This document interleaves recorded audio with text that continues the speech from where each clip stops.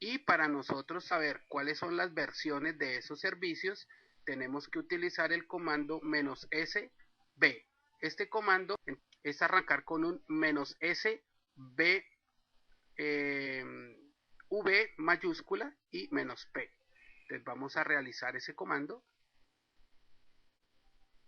Entonces "-s", cambiamos simplemente esta S por esta B y le damos Enter,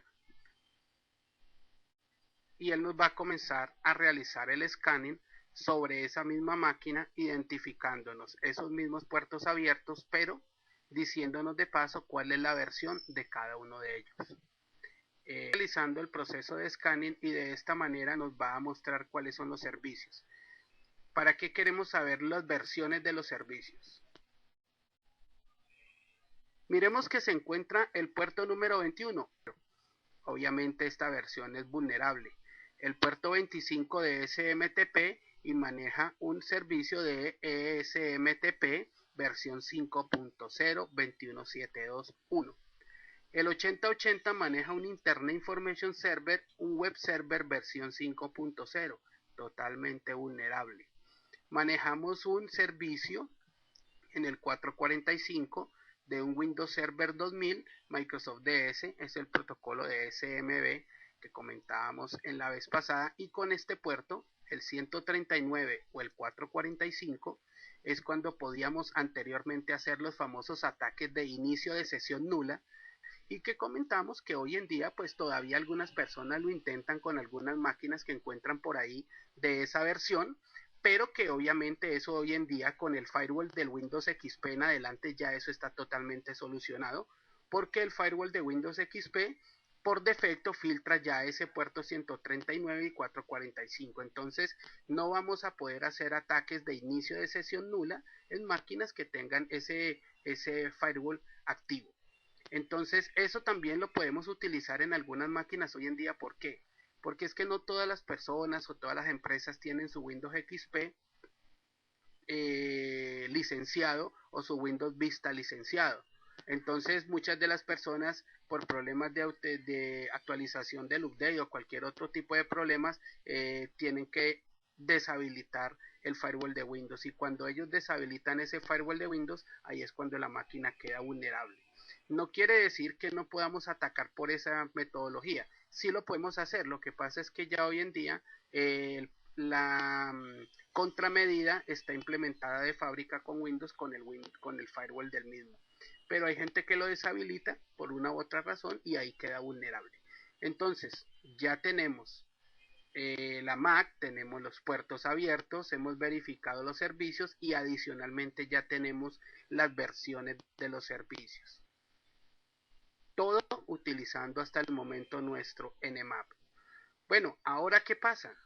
Como nosotros tenemos ya en el SCAM, tenemos ya los servicios que hemos identificado, pues la idea es empezar a hacer conexiones o ataques o hacer lo que se llama enumeración.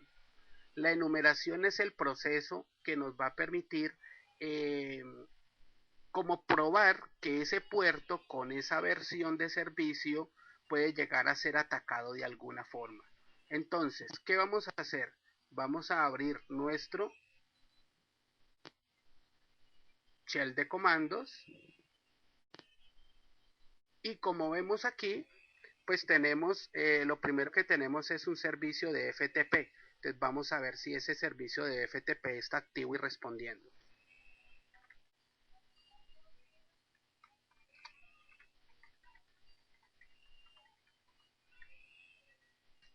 Listo, está arriba, me dice que es la versión 5, vamos a decirle a un usuario, admin,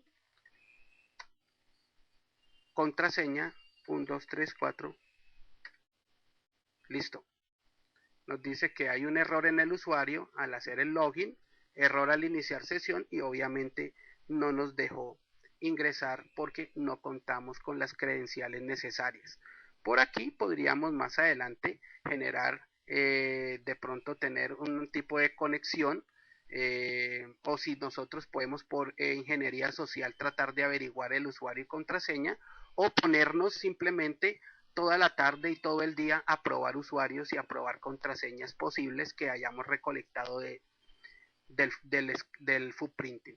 Pero como ustedes ven, es un complique tremendo ponerse uno a probar usuarios y claves. Aquí duraríamos todo el año. Entonces, hasta el momento no podemos hacer nada más y tendríamos que ir avanzando de otra forma. Ya probamos ese servicio, ¿sí? Lo hicimos aquí con nuestro FTP. Existe una forma en que nosotros podemos generar un inicio de sesión nula. ¿Qué es un inicio de sesión nula? Es básicamente aprovechar la vulnerabilidad que tiene el puerto 139 y el 445 de las máquinas de Windows para crear un inicio de sesión nula. ¿Qué es un inicio de sesión nula? Es un tipo de inicio donde podemos ingresar con un usuario blanco, un usuario en blanco y con un password nulo. O sea, un password de tipo nulo. Como quien dice, tirado a cero, tirado a nada. Hasta el momento estamos buscando por dónde o por qué hueco nos metemos. Después de que hayamos podido tener contacto directo o poder accesado o levantar algún tipo de conexión con nuestro servidor, ahí comenzaríamos a enumerar o a buscar o a seguir recolectando información, pero mucho más allá. Recordemos que footprinting, scanning y enumeración son las tres fases del preataque que nos permiten recolectar información de nuestro objetivo. Los primeros nos permiten la dirección IP y demás cosas.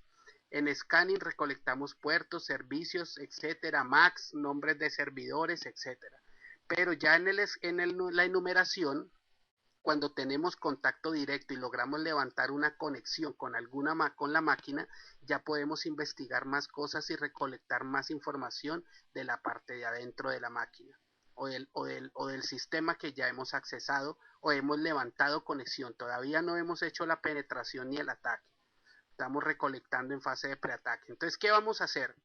Vamos a crear un inicio de sesión nula. ¿Cómo se crea un inicio de sesión nula? Recordémoslo. Vamos a usar el comando netuse, que es un comando nativo de Windows y que nos va a permitir levantar una conexión. ¿Cómo lo hacemos? Tenemos netuse, utilizamos la IP de la máquina y utilizamos la palabra IPC y el signo pesos, que nos va a decir que vamos a tratar de hacer un tipo de conexión con un identificador ya nulo. Utilizamos las comillas dobles para el usuario y le decimos que es un usuario de tipo blanco o de tipo nulo. No vamos a utilizar ningún tipo de usuario y esta es la sintaxis para hacer un inicio de sesión nula. Netuse, espacio, nuestro objetivo,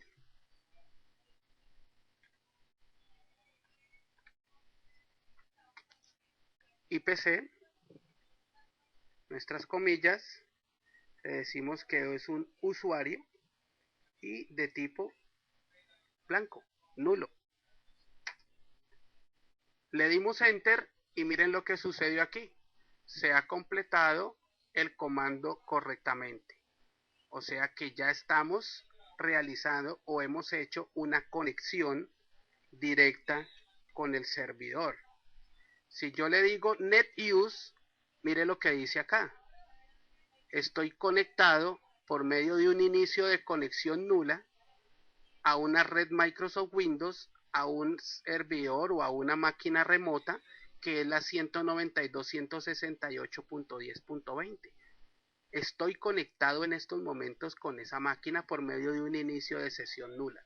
O sea que ese tipo de vulnerabilidad sobre el puerto 445 y 139 surtió efecto.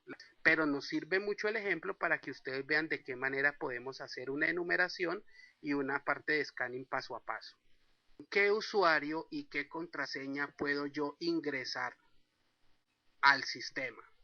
Porque como el FTP me pidió un usuario y una clave, y posiblemente el servidor de correo también me vaya a pedir un usuario y una clave, porque acordémonos de que aquí tiene levantado el servicio de SMTP, ¿sí? Entonces posiblemente tengamos acceso por ese lado.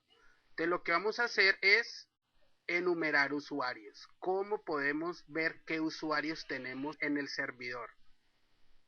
Entonces vamos a mirar con el comando userdump de qué manera vamos a ver cuáles son los usuarios que tenemos en la máquina. Entonces vamos a ir hasta nuestro servicio, vamos a borrar acá y vamos a decir userdump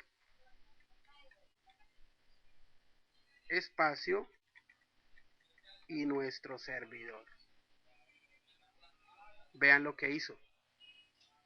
¿Qué pasa con userdump?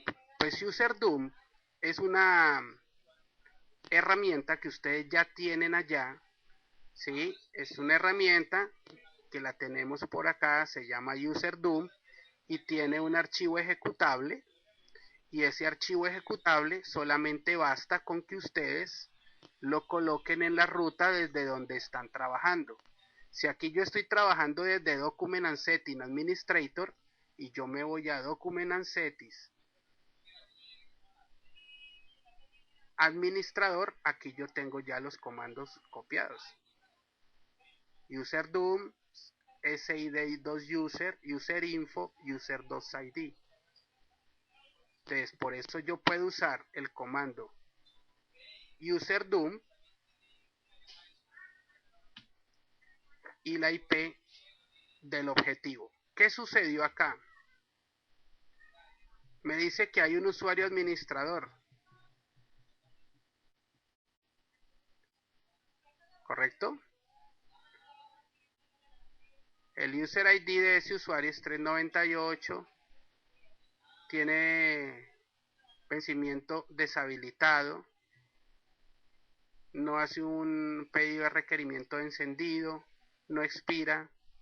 Bueno, aquí tenemos toda la información. Tenemos un usuario administrador, Álvarez C, Álvarez Co, Álvarez CP, Chagüendo J, C Álvarez, C Pérez, etc. Entonces ya hemos identificado cuáles son los usuarios que tenemos en esa máquina. ¿Qué paso sigue? Pues simplemente si ya nosotros conocemos cuáles son los usuarios que tenemos ahí, pues simplemente vamos a indagar cada uno de esos usuarios. ¿Para qué? Para nosotros saber cuál de ellos tiene privilegios de administración.